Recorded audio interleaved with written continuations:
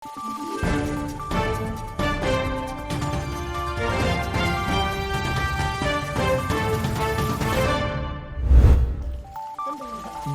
sa mukha ni Teacher Barcy ang labis na kasiyahan habang pinagmamasdan ang reaksyon ng mga mag-aaral nang matanggap ang handog sa kanilang school bag mula sa tanggapan ng pangalawang Pangulo. Ang paaralang elementarya ng Danapa sa Albarca, Basilan ay isa lamang sa mga tinungo ng OVP BARM Satellite Office para sa pagbabago a Million Learners Campaign.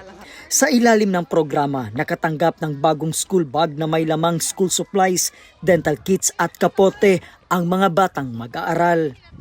So I guess with the guidance of the advisors, kami na rin tuturuan namin sila kung paano gamitin yung mga materials na to, and hopefully makatulong dito sa kanila with regards to their health, lalo na sa mga batang sakitin.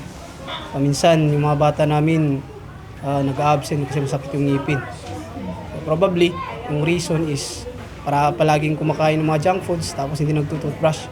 So malaking tulong na din to. I-advise namin sa mga bata na always mag-toothbrush after nilang kumain. Kwento sa amin ni Teacher Barcy, karamihan sa kanilang mga mag-aaral ay kulang sa gamit pang eskwela na nakakaapekto sa academic performance ng mga bata.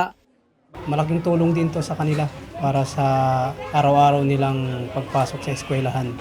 Lalo na sa amin, medyo mahirap po yung mga bata na makahanap ng mga school supplies because of the status na rin siguro ng pamilya nila. And we are very thankful. So much very thankful po, lalo na po kay Vice President Sara Duterte at saka sa mga kasama niya kanina.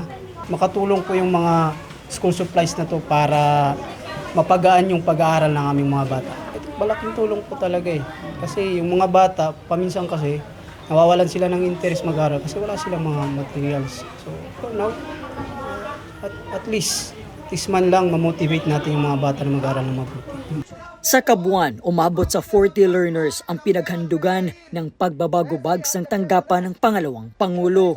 Mula po dito sa bayan ng Albarca, Basilan, ako po si Brian Latasa, ang lahat para sa Diyos, bayan at pamilyang Pilipino. Valiente News.